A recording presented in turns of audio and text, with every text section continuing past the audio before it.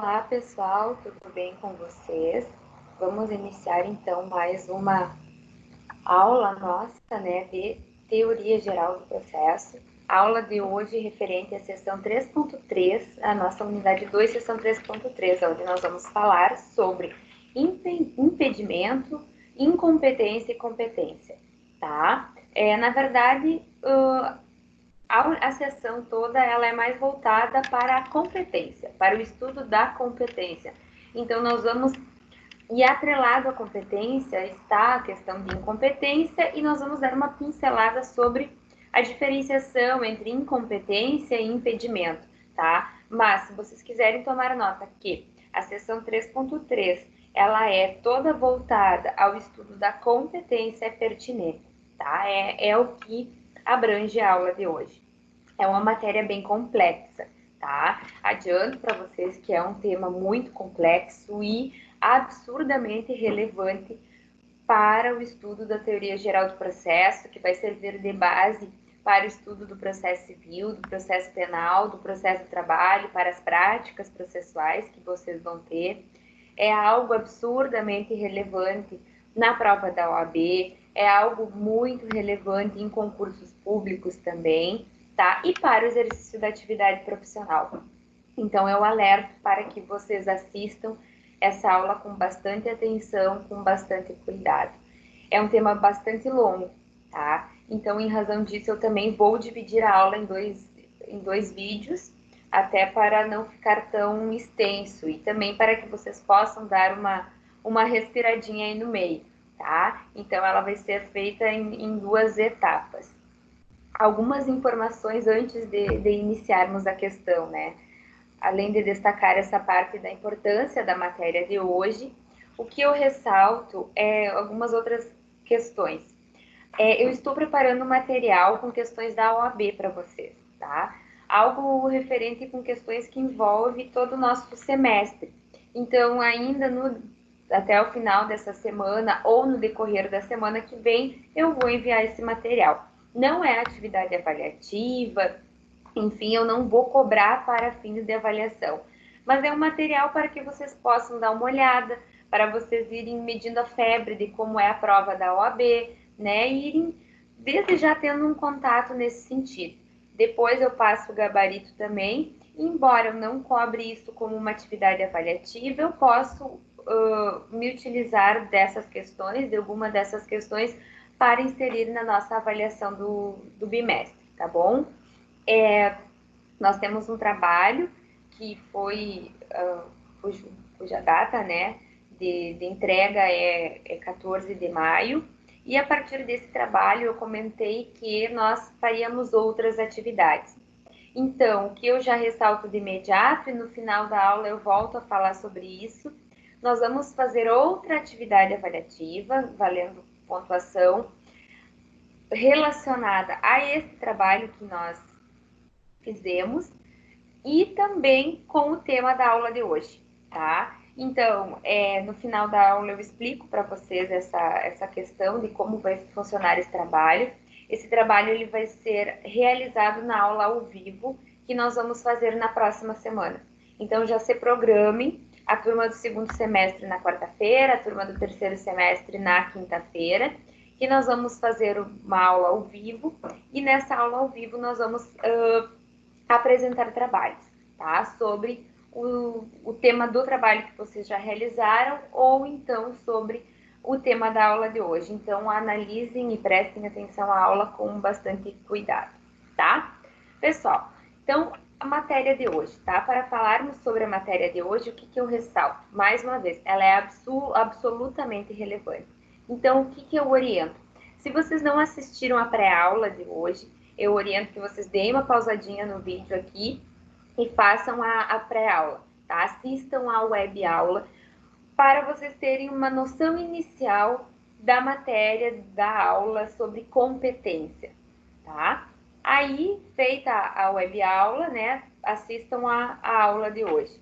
Após a aula de hoje, o que eu oriento? Talvez tenha gerado, se algum de vocês já fez a leitura da sessão 3.3, tenha ficado um pouco confuso, né, um pouco obscuro o entendimento da matéria. Então, o que eu oriento? Assistam às aulas. Depois que vocês assistirem às aulas, façam a leitura do início ao fim da sessão 3.3. Depois que efetuarem a leitura da sessão 3.3, façam as atividades do Façam Valer a Pena, façam após aula, tá? Outra questão, eu oriento também que vocês façam a leitura de artigos dos nossos códigos. Quais artigos? Do 46 ao 60, do 42 ao 66 do Código de Processo Civil e do 69 ao 91 do Código de Processo Penal. São artigos relacionados à estipulação de competência no processo civil e no processo penal, que é algo que nós vamos ver na aula de hoje, tá? Então, é fundamental a realização da web-aula. Realizada a web-aula, assistam a aula de hoje.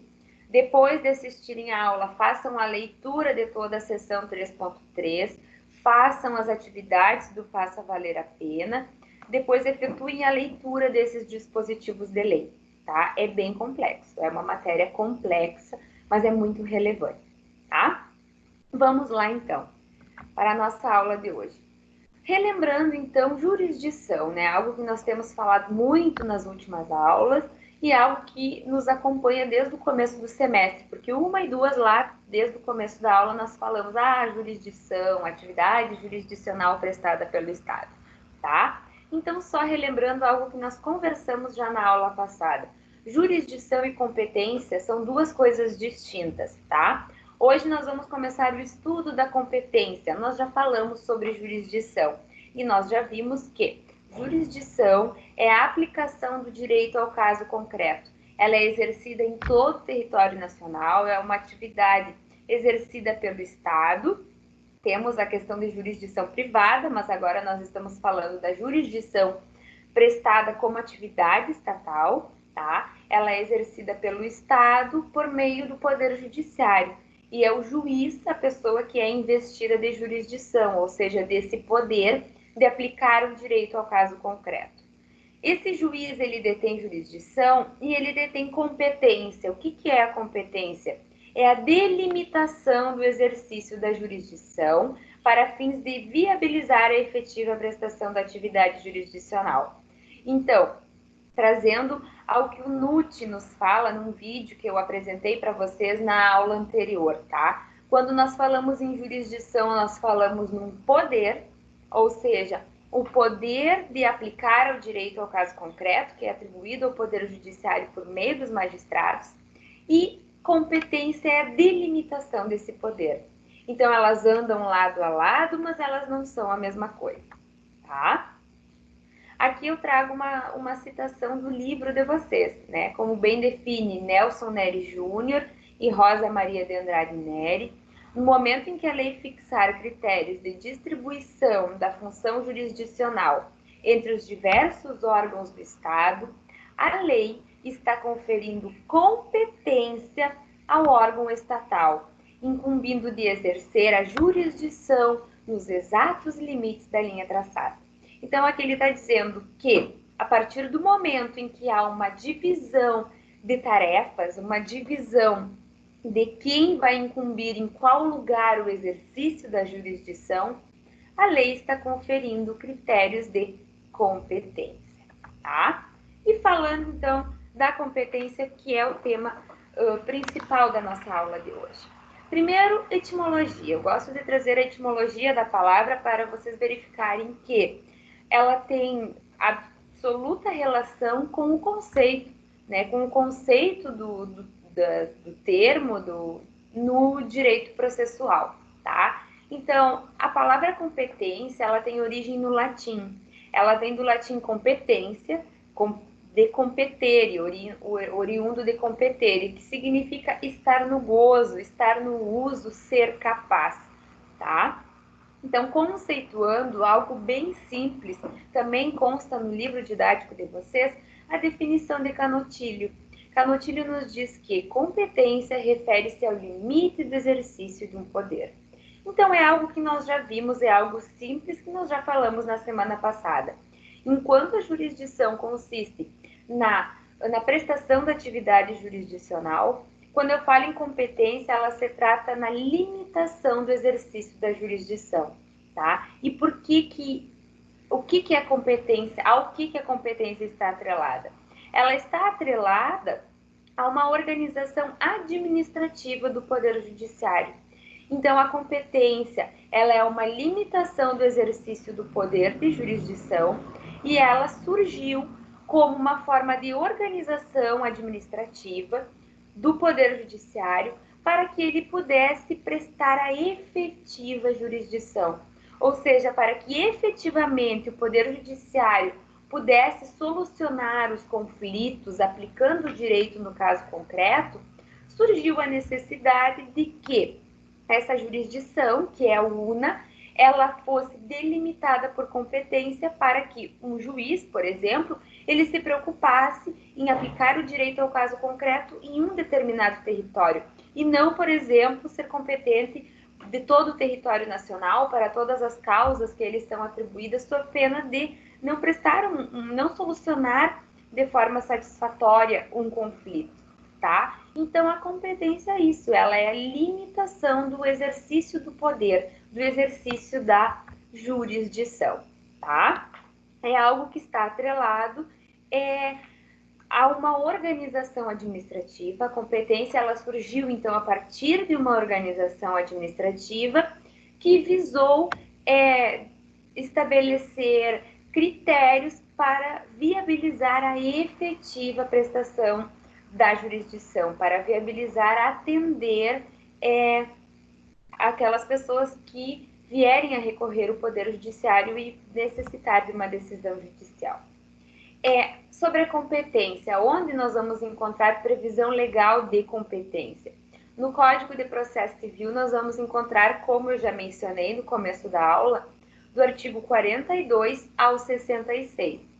São os artigos que eu referi que a leitura é fundamental, tá? Então, do 42 ao 66 do Código de Processo Civil, nós teremos fixação de normas de competência. A que juiz compete analisar tal causa, tá? Eu tenho uma ação e a natureza dessa ação é uma ação de cobrança. Aonde que eu devo ingressar? No STF, no STJ, no Tribunal de Justiça, na Justiça Federal, na Justiça Comum, tá? Então, isso nós temos fixado no Código de Processo Civil a partir do artigo 42 ao 66. O artigo 42 que eu trago a redação para vocês. As causas cíveis serão processadas e decididas pelo juiz nos limites de sua competência, ressalvado as partes do direito de instituir o juízo arbitral na forma da lei, tá? Então, o juiz atua no limite de sua competência.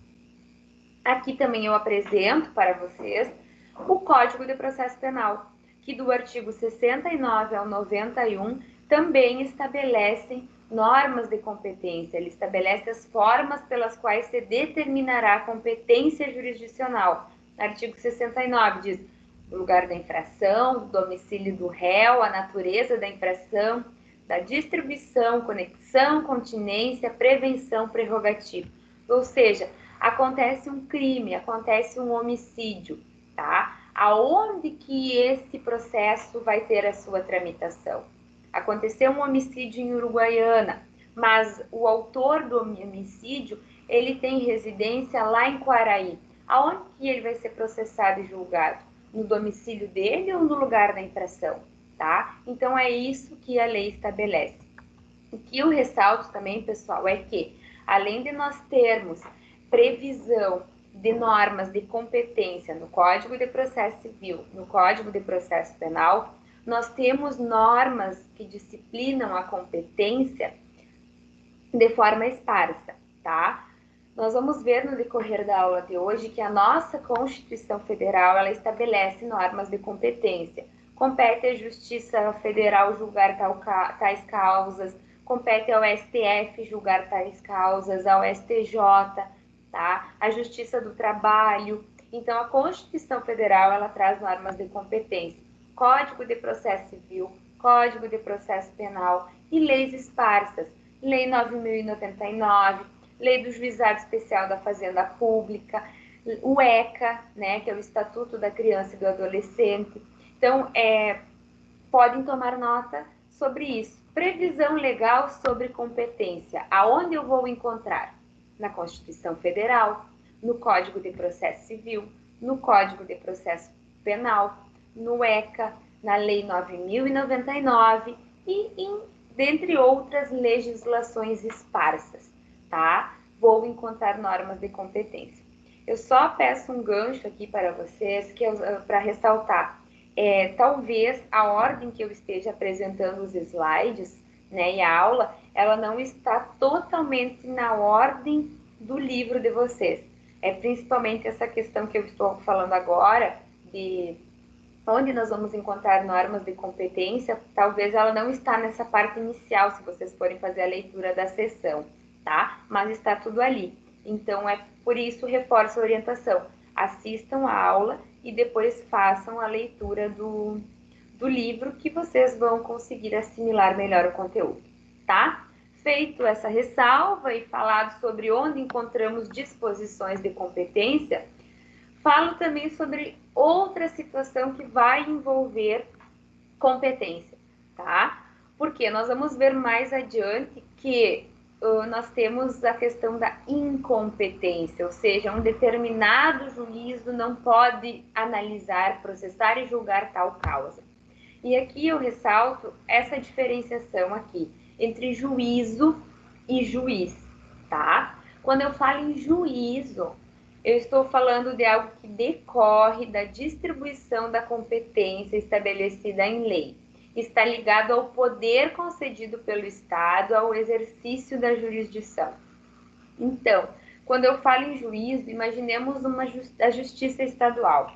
A justiça estadual ela é dividida, por exemplo, aqui em Uruguaiana, em primeira, segunda e terceira vara civil. Eu falo do juízo da primeira vara civil, o juízo da segunda vara civil, o juízo da terceira vara civil, tá? É algo que decorre da distribuição da competência estabelecida por lei, né? Algo que está atrelado a uma organização administrativa para melhor prestação da atividade jurisdicional. E quando eu falo em juiz, eu faço uma referência direto a uma pessoa que passou num concurso público e exerce o cargo de magistrado, de juiz de direito, tá? Então, o que eu posso dizer que o juizado de uma vara civil, o juizado de uma vara criminal, ela possui um juiz titular, ela possui um juiz que responde por essa vara. Por que a importância dessa diferenciação? E eu peço que vocês memorizem isso, inclusive em razão do que nós vamos começar a falar na sequência, tá? Quando eu falo em incompetência, eu estou falando que o juízo é incompetente. Ou seja, eu tenho uma ação uma ação previdenciária, em que uma pessoa busca uma aposentadoria por idade, e ela entra com essa ação na Justiça Estadual. A Justiça Estadual, ela não tem competência para analisar essa matéria, tá? Então, não é o juiz, a pessoa do juiz que não detém competência, é o juízo, tá? É aquela vara que não, é aquela vara civil, é aquela vara judicial que não detém competência para analisar a matéria, e não o juiz, tá? Quando eu falo, é diferente do que acontece nos casos de impedimento do juiz ou de suspeição do juiz. Por quê? Porque aí não é o juízo. O juízo, ele permanece sendo competente para decidir uma matéria. Porém, o juiz, pelas razões que a lei determina, ele não pode analisar um determinado processo. Nesse caso, o juízo permanece competente, porém o juiz titular está impedido de atuar. E por isso que, como uma forma de organização, cada vara possui juízes substitutos, porque o juízo permanece competente, porém o juiz titular não pode atuar por impedimento ou suspeição. Então é chamado um juiz substituto de uma determinada vara, tá? E aqui eu trago já essa questão, que eu já comentei um pouquinho com vocês agora, que é o impedimento e a incompetência. Temos duas situações diversas, porque o impedimento, ele diz respeito à vedação de atuação do magistrado, em virtude de suas características pessoais, que no caso concreto conduzem à impossibilidade de sua atuação no processo.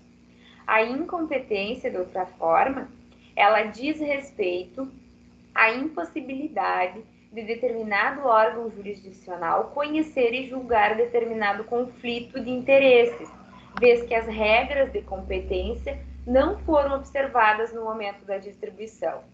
Então, só exemplificando uma questão, ingressa uma ação de cobrança em que o João cobra 10 mil reais da Maria porque ele consertou o veículo dela e ela não pagou. Essa ação, o João, ele entra na justiça comum, ele entra na justiça estadual. A justiça estadual tem competência para atuar nesse caso? Tem competência, tá? Está ok, pode atuar nesse caso. Porém, o juiz recebe esse processo, o juiz de uma vara cível da justiça estadual recebe esse processo e ele verifica: bah, mas o João é meu amigo de infância, né? O João é meu amigo de infância, então eu não vou atuar nesse processo porque eu me vejo numa condição de suspeição, de impedimento, tá? De suspeição nesse caso, em razão de uma amizade íntima que ele tem com o João. E o juiz titular dessa vara vai dizer: declaro minha suspeição para atuar no caso. O juízo, esta vara, ela permanece competente para analisar o processo. Quem não poderá mais analisar o processo em razão de uma suspeição é o juiz, é a pessoa, tá? Mas o juízo, a vara, a justiça estadual continua competente para atuar nesse caso. Então, por isso eu ressalto que juízo e juiz são duas situações diferentes, ou seja, posso dizer que o juízo é a vara em relação à qual o juiz está atrelado, tá? E quando eu falo também de impedimento e incompetência, eu tenho duas situações diferentes, porque a incompetência, ela está relacionada ao juízo, tá? Ao órgão jurisdicional. E o impedimento / suspeição está relacionado ao juiz. Então, se vocês quiserem tomar nota, isso é relevante, tá? Quando eu falo em incompetência, eu estou falando em algo atrelado ao órgão jurisdicional, a uma vara civil, vara criminal, vara da fazenda, vara federal, tá? Estou falando do juízo. E quando eu estou falando em impedimento, e podem colocar / suspeição, né? Eu estou falando de algo atrelado à pessoa, estou falando algo relacionado ao juiz. E seguindo aqui, pessoal, nós já vimos então que competência corresponde à delimitação da atuação da jurisdição. Então, é o limite fixado pela lei aonde um determinado juiz pode atuar e exercer a sua jurisdição, a prestar atividade jurisdicional. Porém, como que eu defino isso? Como eu defino quais são os limites para a atuação de um determinado juiz, tá? Para isso, a nossa doutrina, a nossa lei, a jurisprudência, elas fixaram critérios de definição de competência, tá? Então, esses critérios de definição de competência, eu peço que nós olhemos de baixo para cima. Eles podem ser baseados em critérios territorial, funcional ou objetivo. Quando nós falamos em critério territorial, nós ainda podemos falar em foro geral e foro especial. E quando nós falamos em critérios objetivos, nós subdividimos ele em análise de competência em razão do valor da causa, análise de competência em razão da matéria e análise da competência em razão da pessoa, tá? Esse organograma que consta na tela, que consta no slide, tem um organograma semelhante no livro de vocês. Então, se quiserem assinalar, ele é bem didático para fins de memorização de quais são os critérios de definição de competência. Vamos, então, começar a explorar cada um deles, tá? Critério territorial. A competência territorial determina qual será o foro competente para dirimir determinado conflito de interesses, ou seja, em qual local deverá ser proposta determinada ação. Trata-se da delimitação geográfica de onde deverá essa ação ser proposta. Então, como o próprio nome diz, quando eu falo em competência territorial, eu estou falando em algo atrelado a território. Neste critério, é o território que vai definir aonde determinado magistrado pode atuar, tá? Um exemplo genérico disso.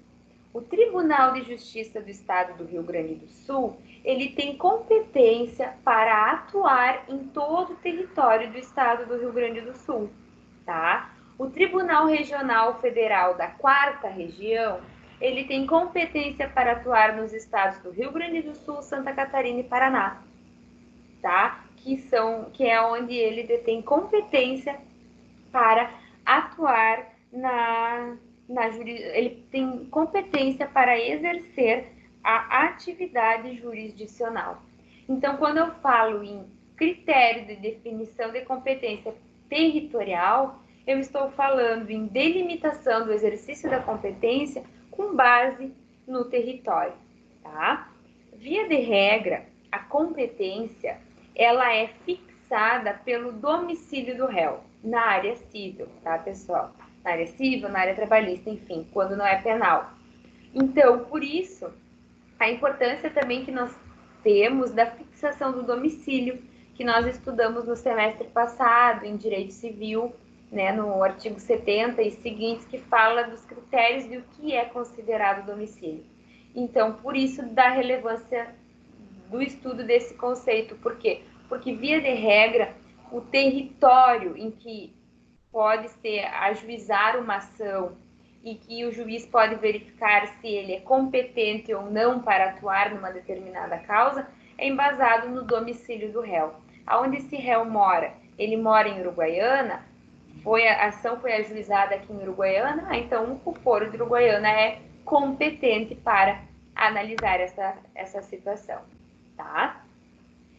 Aqui eu trago para vocês alguns dispositivos legais que demonstram a questão do território, ou seja, o local aonde deve ser ajuizada uma ação, né? O que eu já ressalto de imediato? Quando nós falamos em competência, nós temos situações em que, embora haja um critério territorial para a fixação de competência, há a presença também de outros critérios.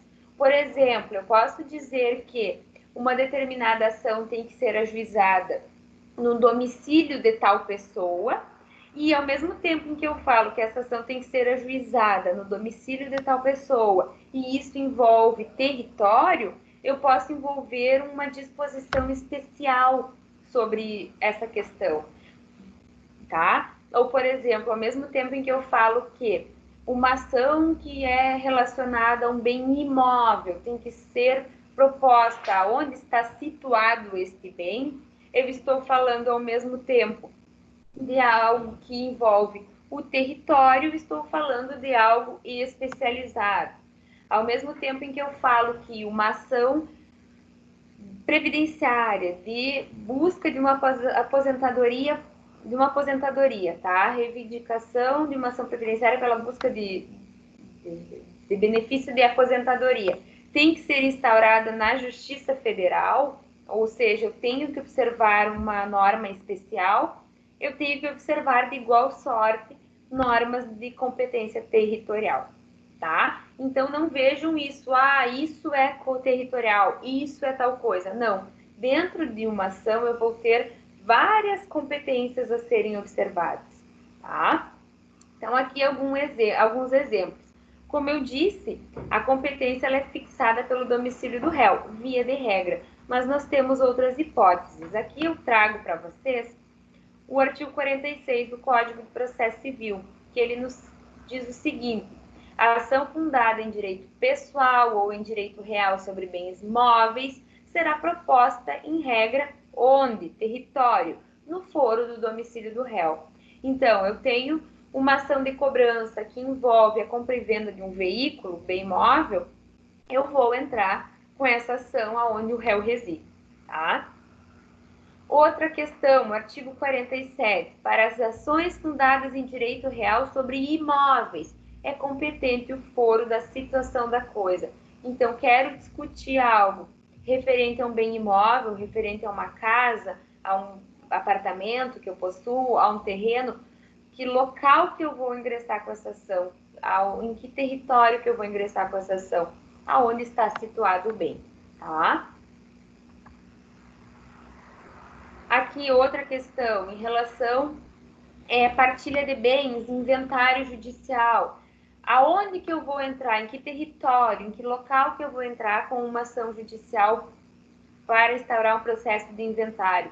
No foro do domicílio do autor da herança, ou seja, onde aquela pessoa que faleceu morava, eu vou instaurar uma ação, vai ser instaurada uma ação de inventário. Aquele juiz que atua na vara de sucessões da comarca onde morava a pessoa que faleceu, vai ter competência para atuar nesse caso, tá? Ainda um outro exemplo, no artigo 50, ação em que o incapaz for réu será proposta, onde, né, em que local, em que território, no foro do domicílio do seu representante ou do seu assistente, tá? Então, assim, aqui ainda seguindo, ações contra a União, tá? É competente o foro do domicílio do réu para as causas em que seja autora a União. Uma pessoa entra contra o Estado, contra a União, tá? Também temos essa previsão contra estados, contra município, tá? Aqui está no artigo 52. Entrou com uma ação contra o Estado do Rio Grande do Sul, né? Que é a sede do Estado do Rio Grande do Sul, na capital do Estado, em Porto Alegre. Mas prejudicaria o acesso à justiça, prejudicaria a prestação da atividade jurisdicional, uma pessoa, por exemplo, que aqui em Uruguaiana tivesse que entrar com uma ação contra o Estado do Rio Grande do Sul e ela teria que fazer isso lá no domicílio do réu. Quem é o réu? O Estado do Rio Grande do Sul. Então, nessas hipóteses, quando nós estamos diante de ações em que o réu é União, Estado, Distrito Federal e município e respectivas autarquias, é competente o foro da pessoa que ingressa, tá? Então, por exemplo, assim, se o Estado, lato sensu, é autor de uma ação, ele entra com essa ação no domicílio do réu. Mas, da mesma forma, se o Estado ele é réu num processo, essa pessoa ela não precisa se dirigir até a capital do estado, a capital do país, para ingressar com a ação. Ela pode entrar no seu próprio domicílio, fugindo da regra geral, que diz que o domicílio, para entrar com uma ação, o foro é o domicílio do réu, tá? Então, quando eu falo em competência relacionada ao território, eu faço o seguinte questionamento: em que local, em que comarca em que comarca eu posso ajuizar uma ação? Tá? Ainda consta aqui o artigo 53, que eu coloquei os locais aonde relacionados ao direito de família, né? Em que locais, que local é competente para ações de divórcio, separação, né, anulação de casamento, enfim. Um exemplo ali da linha A, de domicílio do guardião do filho incapaz. Então, o território, o local onde reside o guardião do filho incapaz, tá? Aqui segue ainda, então, o artigo 53, que eu ressalto, pessoal. Façam a leitura integral do que dispõe, tá? Mas quando ele estipula algo relacionado ao lugar aonde eu tenho que entrar com uma ação judicial, eu estou falando em norma de competência territorial. Em que território, em que comarca eu devo ajuizar essa ação. Aqui também tem no Código de Processo Penal, tá? O artigo 70. A competência será, de regra, determinada pelo lugar em que se consumar a infração, ou, no caso de tentativa, pelo lugar em que for praticado o último ato de execução. Então, via de regra, acontece um crime.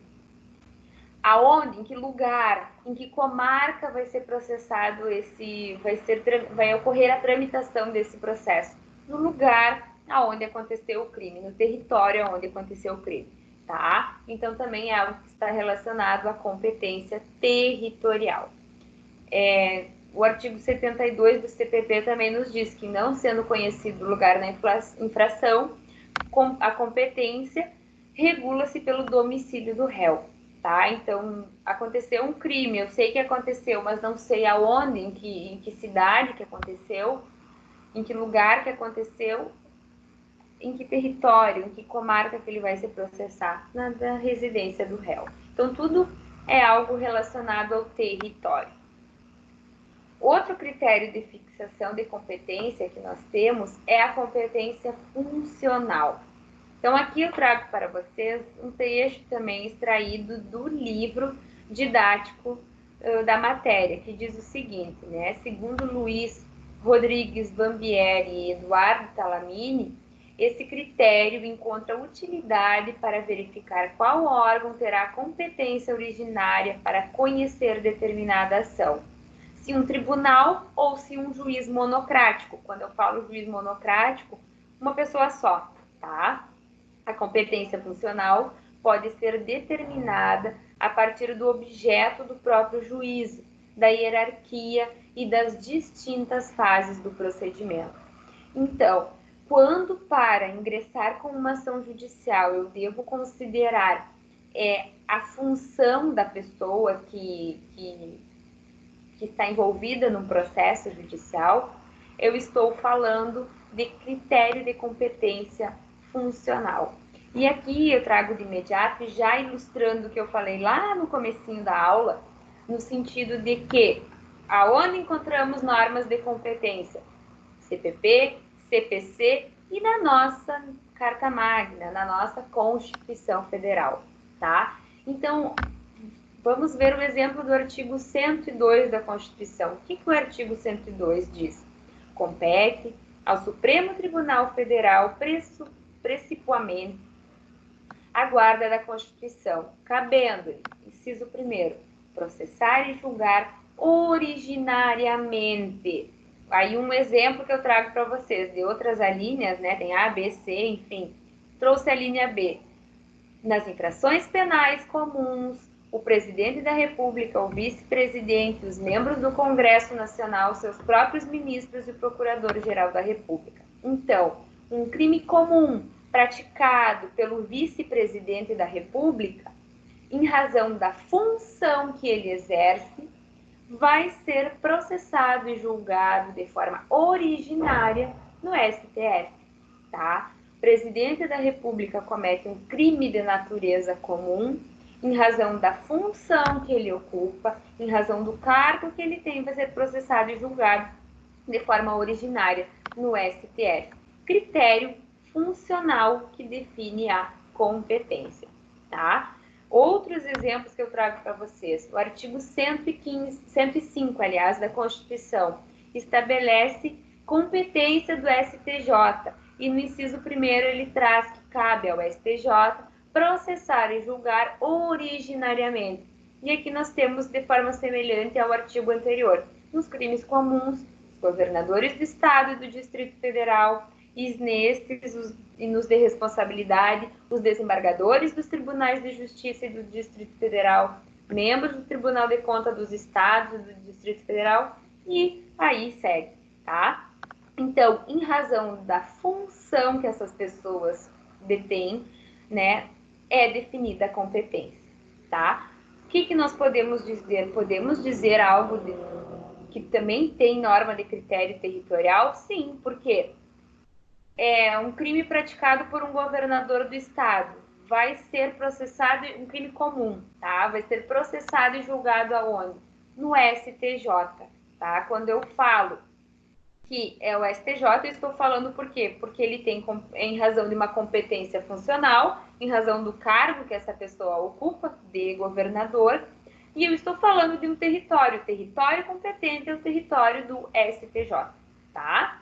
Então, aí que eu digo, não vejam de forma isolada esses critérios, eles podem estar juntos. Então, o critério funcional da definição da competência, em razão do cargo ocupado por alguém, em razão da função que uma pessoa exerce, tá? E aqui nós temos o último critério, que é bastante complexo, que é talvez o mais usual, que aqueles que optarem futuramente por exercer a advocacia, seja pública ou privada, aqueles que optarem em atuar como magistrados estaduais, né, prestarem concurso para a magistratura estadual, para o Ministério Público, tá? Defensoria Pública, vão se deparar com questões relacionadas a esses critérios aqui. Competência em razão da causa, da matéria em razão da pessoa, tá? Então, vocês vão se deparar com situações em que vão necessitar averiguar, opa, será que está correta? Essa pessoa ajuizou uma ação contra o meu cliente aqui. Não está correto. Então, eu vou ter que contestar essa competência, tá? É algo que é mais comum, é mais corriqueiro, né? Seguindo aqui, então, pelos critérios objetivos de definição de competência, vamos falar inicialmente sobre o valor da causa. Antes de falar o que é o valor da causa, tá? Antes de falar da competência em razão do valor da causa, nós precisamos entender o que é o valor da causa. Pessoal, quando nós ingressamos com uma ação judicial, na esfera civil, na esfera trabalhista, enfim, nós precisamos atribuir a esta causa um valor. Vocês vão verificar, inclusive, principalmente quando vocês exercerem a atividade de prática trabalhista, né? Quando vocês estiverem na matéria de prática processual, na realização de estágios, tá? Quando vocês passarem a elaborar peças processuais, vocês vão verificar que, para entrar com uma ação, eu tenho que fazer uma petição inicial. Então, o advogado vai narrar a pretensão do seu cliente por meio de uma petição inicial. E essa petição inicial, ela necessita observar requisitos. Sob pena ela ser defeituosa se não constar determinados requisitos. Até fica um alerta, desde já, que na prova da OAB, aqueles que optarem, por exemplo, em realizar a prova prática na área civil, vocês têm que observar esse requisito. Tem que constar o nome, tem que constar a qualificação, tem que constar o valor da causa. Por quê? Porque se não houver a observância e a indicação desses requisitos básicos, essa petição inicial pode ser inepta, ela pode ser rejeitada por falta de um pressuposto necessário, tá? E um desses pressupostos necessários é a atribuição do valor da causa. Ou seja, a partir do momento que eu, enquanto advogado, aciono o Poder Judiciário para reivindicar um direito do meu cliente, há a necessidade de narrar o que ele quer e narrar a pretensão que ele quer, inclusive quantificando o valor. Por exemplo, ingressa com uma ação de cobrança, tá? Do João, voltamos ao João e a Maria. O João consertou o veículo da Maria e a Maria não efetuou o pagamento ao João.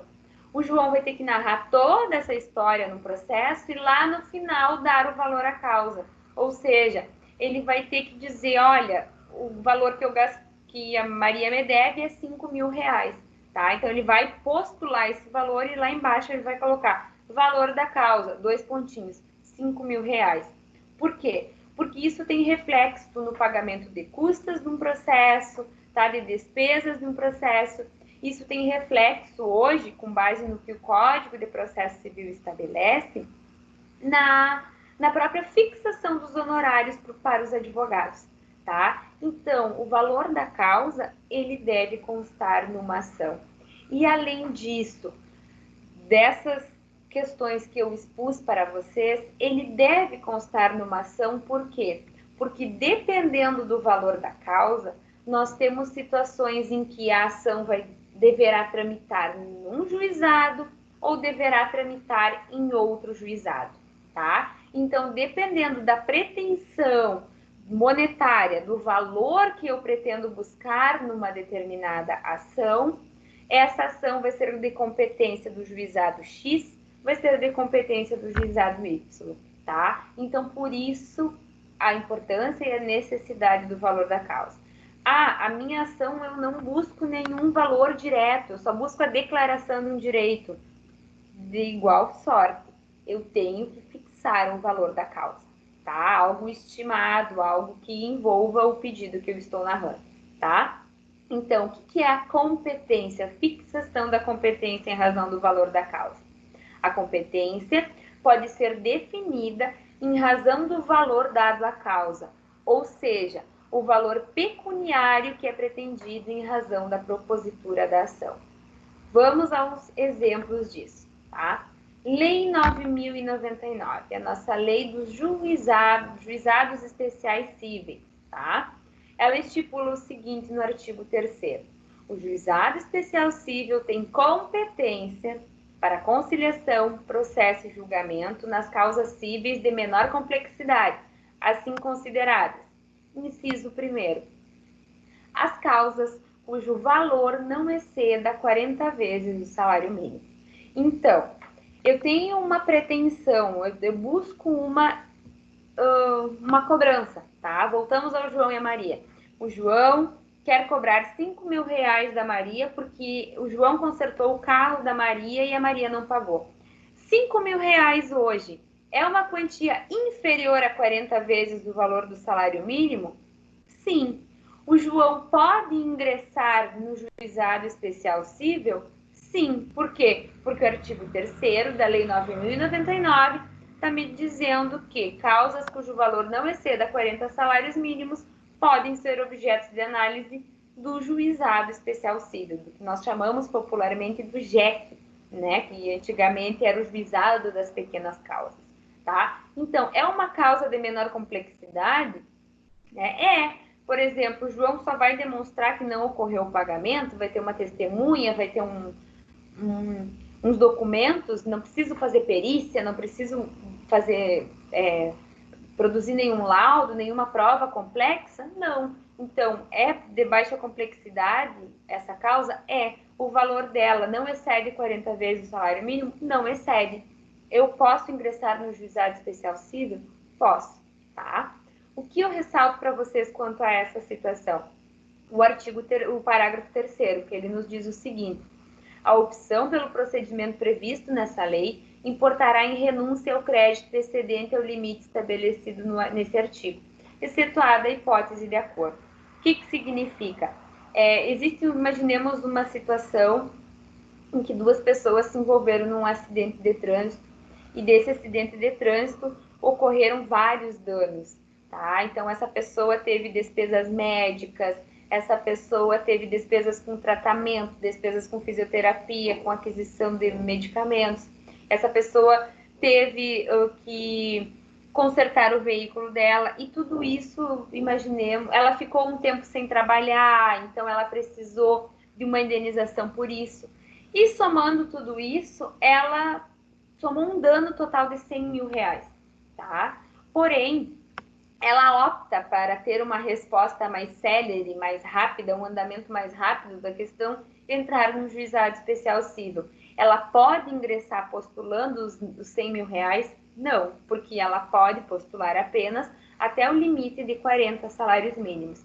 E ela opta por isso, ela diz, olha, eu vou cobrar 40 vezes o valor do salário mínimo, tá? Então, embora nós estejamos diante de uma situação em que o valor pretendido, por exemplo, era maior, nós vamos, nesse caso, ela renuncia a este valor e cobra apenas aquilo que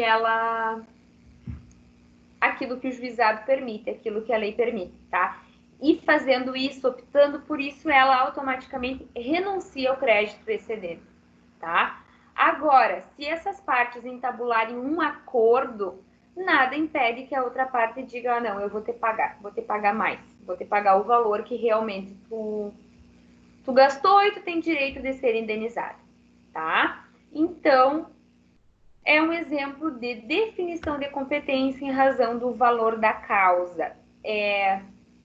Causas que têm o valor de até 40 salários mínimos, que não tenham uma complexidade alta e que, de igual sorte, preencham os demais incisos do artigo 3º da Lei 9.099, podem tramitar no juizado especial cível.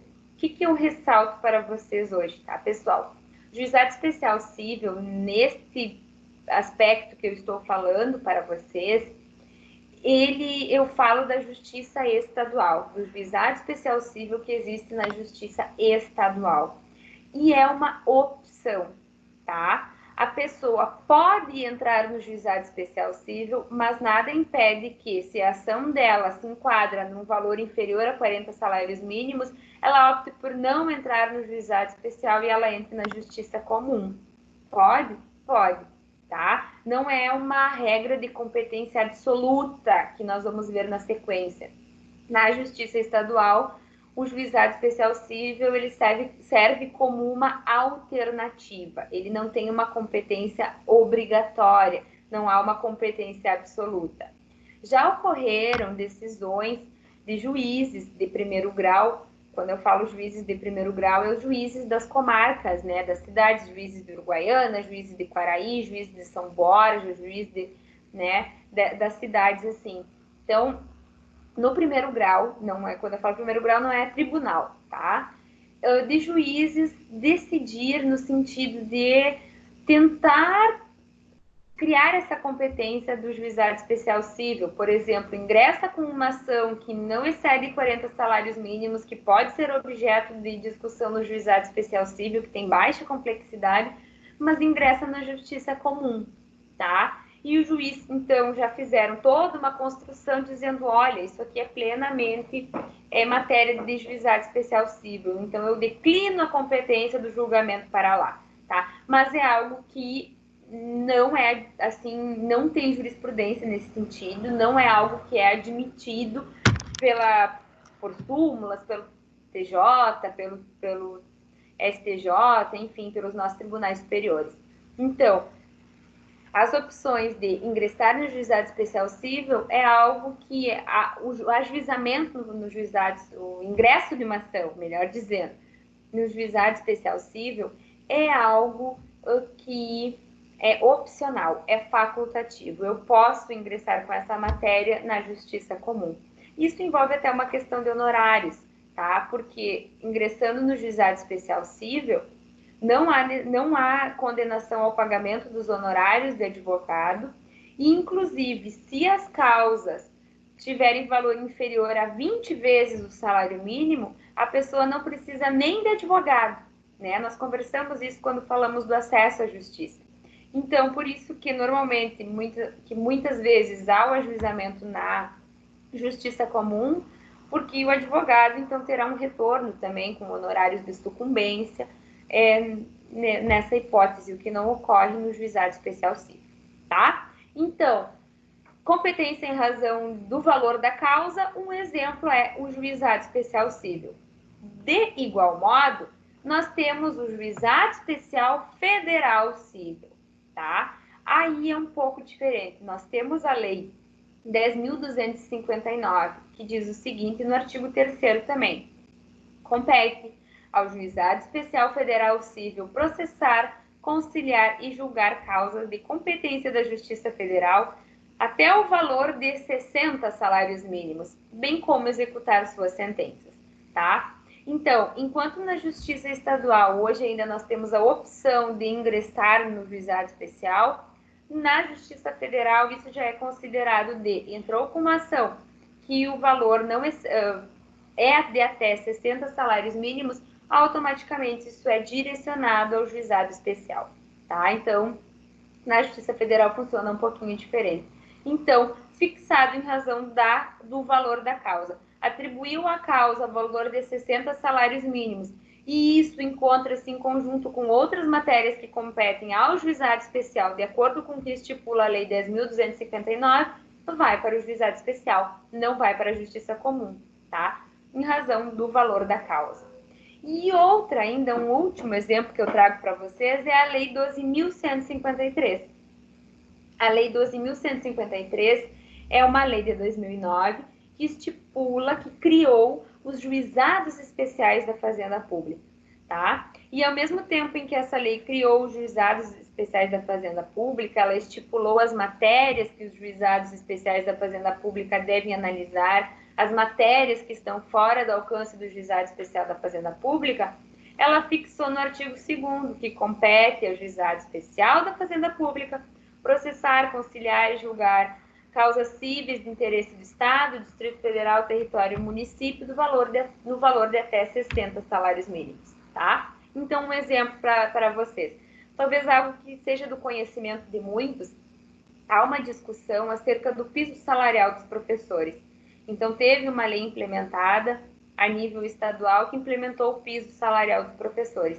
Em razão disso, em vários locais do país, surgiram ações de professores reivindicando o pagamento desse piso salarial, tá? Inclusive aqui no estado do Rio Grande do Sul.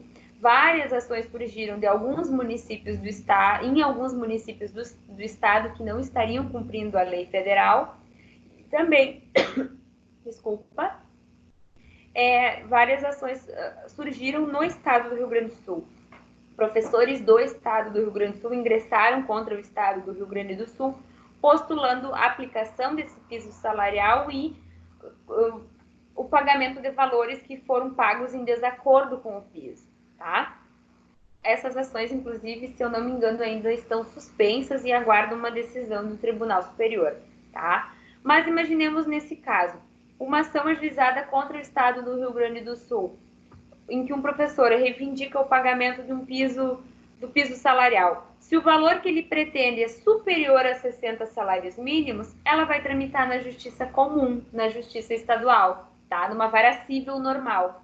Agora, se o valor que ele calculou ali, o valor da causa que ele apurou, é inferior a 60 salários mínimos, e essa causa não tem complexidade, enfim, preenche os requisitos, em razão do valor da causa, essa ação vai ser processada no Juizado Especial da Fazenda Pública, tá? Então, critério de definição de competência, objetivo, competência em razão do valor da causa, temos situações como as que foram expostas, em que, considerando o valor que uma pessoa atribui à causa, ela vai ser direcionada a determinado juízo, tá? Para fins de análise. Juízo, tá? Não juiz. Seguindo aqui, então, pessoal, competência em razão da matéria. O que é a nossa competência em razão da matéria? Diz respeito à matéria que determinado juiz pode atuar, jurisdicionar em razão dos limites da competência estabelecida, relacionada com a estrutura do Poder Judiciário para fins de prestar a efetiva jurisdição. Exemplos sobre isso.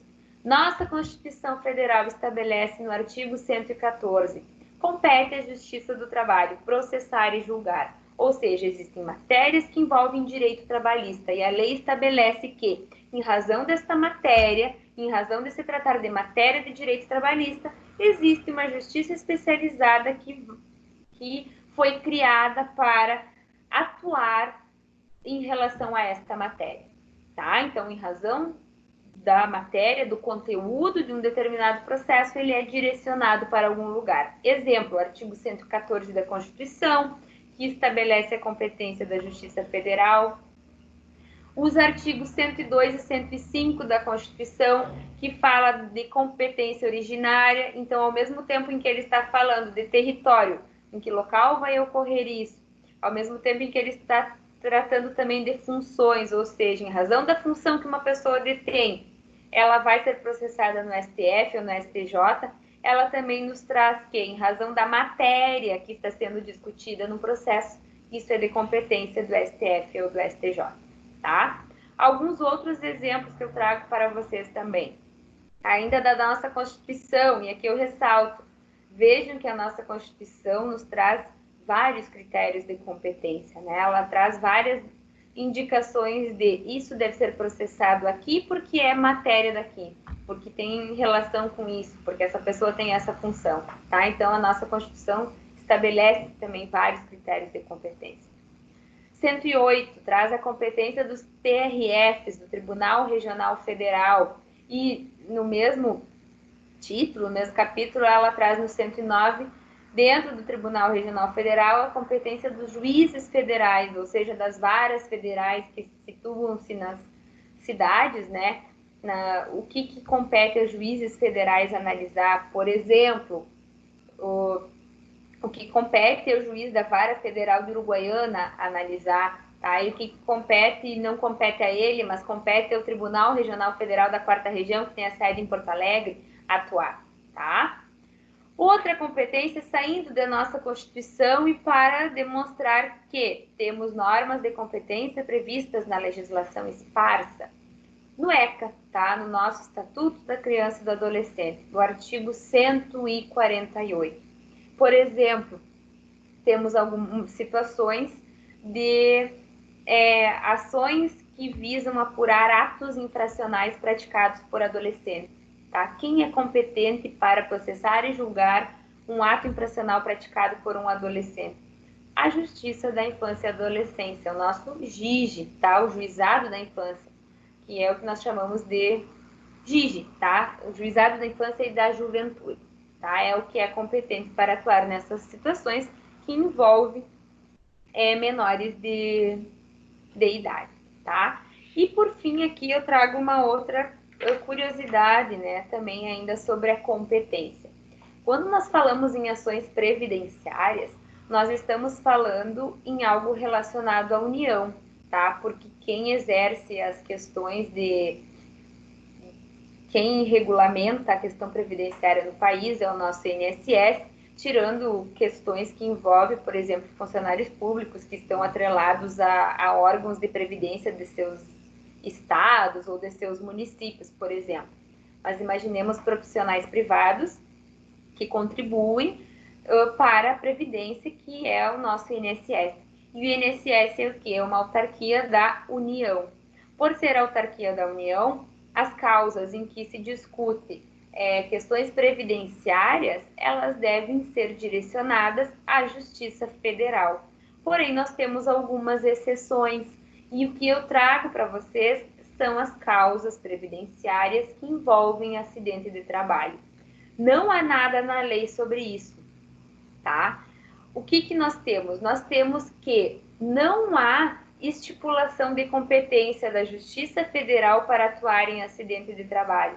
E, de outro lado, não há legislação que estipule que tais causas que envolvem acidente de trabalho devam ser processadas, por exemplo, na Justiça do Trabalho. E, em razão dessa exclusão, por não haver previsão de competência da Justiça Federal, por não haver previsão de competência da Justiça do Trabalho, aonde serão julgadas e processadas essas causas que envolvem ações previdenciárias de acidente de trabalho?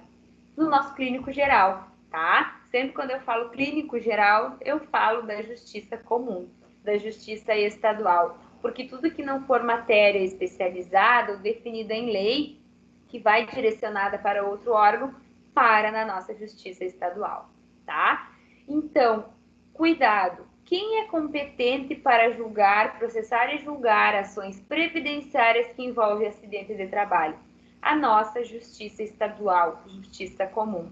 E, embora não haja legislação, ficou isso sumulado pelo STF, tá? O Supremo Tribunal Federal sumulou por meio da súmula 235, né, estipulou a partir da súmula 235 que é competente para a ação de acidente de trabalho a Justiça Civil Comum, inclusive em segunda instância, ainda que seja parte autarquia seguradora.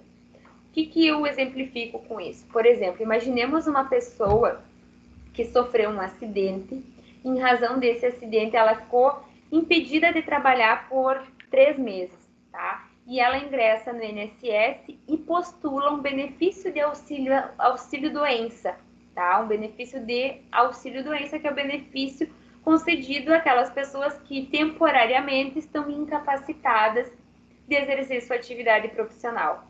Nós vamos ter duas situações nesse caso.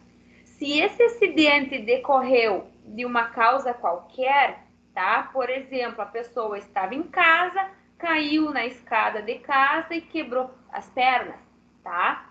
Ele não tem relação com o trabalho da pessoa. Quem é competente para analisar, processar e julgar essa ação? A Justiça Federal, tá? Agora, se essa pessoa estava exercendo suas atividades profissionais e, no exercício de sua atividade profissional, sofreu um acidente de trabalho, tá? caiu de um andaime enquanto trabalhava, caiu de uma escada enquanto trabalhava, tomou um choque enquanto exercia sua atividade laboral, isso se caracteriza como acidente de trabalho. E não é a Justiça Federal que vai ser competente para julgar, é a Justiça Comum, é a Justiça Civil, a Justiça Estadual, tá? Então, com ações previdenciárias, cuidem. Via de regra, Justiça Federal. Ações previdenciárias que envolvem acidente de trabalho, a competência é da Justiça Estadual. Por exclusão, né, em razão da lei não tratar, que é competência da Federal e da Justiça do Trabalho, e em razão da matéria ser sumulada hoje pelo STF, por meio da nossa súmula 235, tá bem? Então, isso nós temos exemplos de critérios de competência em razão da matéria, em razão do que eu estou discutindo dentro de um processo, vou averiguar e vou ver se eu, como advogado, vou direcionar essa ação para uma vara de família, porque ela envolve uma questão de separação num casal, a matéria é divórcio do casal. Vou verificar se eu vou ingressar com uma ação, quero ingressar com uma ação de falência, né, de recuperação judicial de uma empresa. Ah, existe uma vara de recuperação judicial, então eu vou entrar nessa vara. Eu quero estou entrando com um processo porque meu cliente quer pleitear um benefício de reivindicando a aposentadoria. Vou ingressar na Justiça do Federal, porque a matéria é de objeto da Justiça Federal, tá? E seguindo aqui, para encerrarmos essa primeira parte da nossa aula de hoje, nós temos a competência em razão da pessoa, ou seja, dentro dos critérios de definição de competência, os critérios objetivos, nós temos a fixação de competência em razão da pessoa. O critério é também denominado de ratione persona, tá? Considera os atributos da pessoa envolvida no litígio que busca a tutela jurisdicional, ou se não busca tutela jurisdicional, ela é chamada no polo passivo de um processo e, em razão disso, se fixa a competência. Uma vez... Opa, aqui já vamos para outra matéria para depois, tá? Então, o que é a competência em razão da pessoa, tá? Pessoal, considera a qualidade da pessoa. E aqui eu volto, por exemplo, ao exemplo dos juizados do GIGE, né? Do Juizado da Infância e da Juventude. Há necessidade de se apurar o cometimento por um menor de 16 anos de um ato infracional. Aonde que vai ser ajuizada esta ação? No Juizado da Infância e da Juventude, no nosso GIGE. Por quê? Em razão da condição dessa pessoa, da característica dela, qual seja menor de idade, isso é matéria a ser tratada no GIGE. O que eu ressalto para vocês? Nós temos, nesse caso, uma definição de competência em razão da pessoa, ele é menor de idade. Temos uma definição da competência em razão da matéria, matéria de ato infracional. Ato infracional está disposto no ECA, é matéria do Juizado da Infância, tá? Outra questão que nós podemos considerar em razão da pessoa, compete ao STF processar e julgar de forma originária crimes comuns praticados pelo presidente da República. Posso dizer que é uma competência territorial? Sim, porque em que local que vai se fixar da competência? Lá em Brasília, no STF. Posso dizer que é uma competência funcional? Sim, por quê? Porque eu estou considerando a função que essa pessoa exerce, tá? E posso considerar também em razão da pessoa, ou seja, o atributo que essa pessoa tem. Hoje, ela se encontra inserida na condição de presidente, então ela tem que ter uma competência para apreciação dessa questão é no STF, tá? Pessoal, assim, então, encerramos essa primeira parte, ou seja, que critérios nós vamos considerar para fixar a competência para fixar a competência de julgamento, de processamento de uma determinada ação judicial. Ou seja, eu, advogado, ingresso com uma ação judicial. Aonde, em que comarca, em que local eu devo ajuizar essa ação? E para verificar isso, eu devo considerar esses critérios, critérios territorial, critério funcional, critério objetivo. O que eu ressalto como uma dica geral é aquela questão que eu falei. Clínico geral é a justiça estadual. Então, a maior parte das demandas caem para a justiça estadual. O que envolve matéria especializada ou matéria específica, aí sim ela vai ser direcionada para uma justiça militar, para uma justiça trabalhista, para a justiça federal, tá? Outra questão que é bastante relevante, competência em razão do valor da causa, competência em razão da matéria. Estou com uma ação previdenciária onde eu busco um auxílio doença por um acidente, tá? Um acidente normal que uma pessoa sofreu, caiu em casa. Ingressei com esta ação na Justiça Estadual. A Justiça Estadual é competente para julgar essa causa? Não. Por quê? Porque é matéria que compete à Justiça Federal, tá? Então, são os critérios que eu tenho que cuidar quando eu ingresso com uma ação judicial enquanto advogado, aonde, para que juízo eu vou direcionar o meu processo. E enquanto juiz, o juiz vai verificar, sim, está ok, a ação tinha que ser ajuizada aqui. Ou ele vai dizer, opa, essa ação não é aqui, tá? E nós vamos ver na sequência da aula que o juiz, então, ele vai ter que, pode, né, suscitar conflito de competência, que nós chamamos de se declarar incompetente para julgar um determinado fato, tá? Então, encerramos a nossa primeira parte da aula com os critérios de definição de competência e logo envio outro vídeo com a segunda parte da matéria. Tá bom, pessoal? Então, até mais, né? Até a sequência do nosso vídeo.